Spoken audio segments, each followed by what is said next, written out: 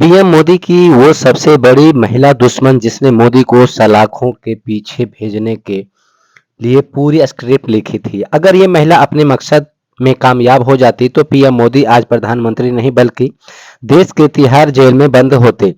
उस समय पीएम मोदी गुजरात के मुख्यमंत्री थे, लेकिन ये महिला खुद को देश के प्रधानमंत्री समझ रही थी। मीडिया से लेकर सरकारी एजेंसियों तक इसके इशारे पर काम कर रही थी। लेकिन तीसरा से तलवार और उस सुनामी को ये पता नहीं था कि मोदी पलट के वार करेंगे और उस सुनामी में वो बह जाएंगे। तीसरा शीतलवार और पीएम मोदी की दुश्मनी कैसे शुरू हुई, इससे पहले आपको बताते हैं कि आखिरकार तीसरा शीतलवार कौन है और क्यों पीएम मोदी को फांसी के तख्ते पे पहुंचाना चाहते थे। तीसरा शीतलवार के पिता अतुल शीतलवार वकालत के पेशे में थे और दाता देश के पहले अटॉर्नी जनरल थे।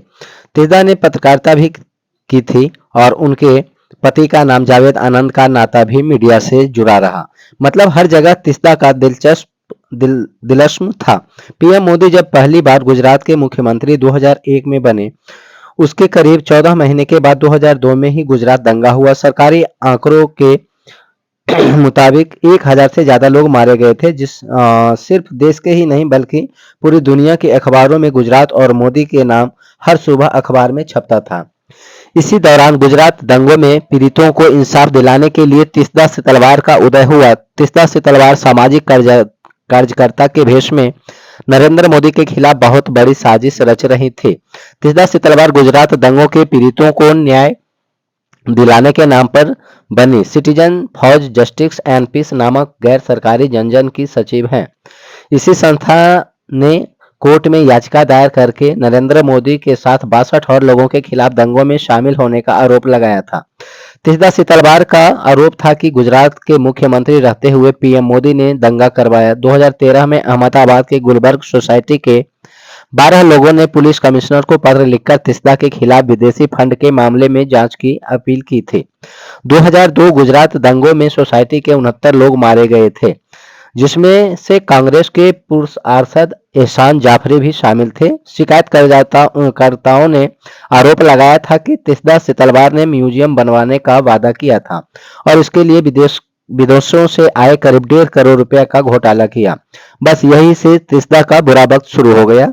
इसके बाद वो खुलासा हुआ जिसके बारे में जानकर पूरा देश हिल गया। गुजरात दंगों के पीड़ितों के लिए तीसरा फंड इकट्ठा कर रही थी, लेकिन वो फंड खुद ही निगल गई। आरोप है कि तीसरा ने मोदी के खिलाफ फर्जी गवाही करवाई और फर्जी दस्तावेज पेश की ताकि मोदी को जेल हो सके। 2004 में जब कांग्रेस की सरकार देश में आई, उसके बाद तीसरा का और भी ज्यादा छूट मिल गई। नरेंद्र मोदी का ट्रायल होने लगा। ऐसी कई रिपोर्ट सामने आई जिसमें दावा किया गया कि कांग्रेस ने तीसरा के जो को फंड जारी किया। ये फंड तो गुजरात दंगों के पीड़ितों के नाम पर था, लेकिन कहते हैं कि मोदी के खिलाफ लड़ाई लड़ने के लिए तीसरा के लिए फीस थी। लंबी लड़ाई लड़ने के बाद गुजरात दंगों में पीएम मोदी को अदालत ने निर्दोष साबित कर दिया, लेकिन 2014 के बाद जब मोदी देश के प्रधानमंत्री बने, उसके बाद से तीसरा शीतलवार का हालत खराब होने लगी। कभी मोदी को जेल भेजवाने का सपना देखने वाली तीसरा शीतलवार अब खुद जेल के चक्कर काट रही हैं।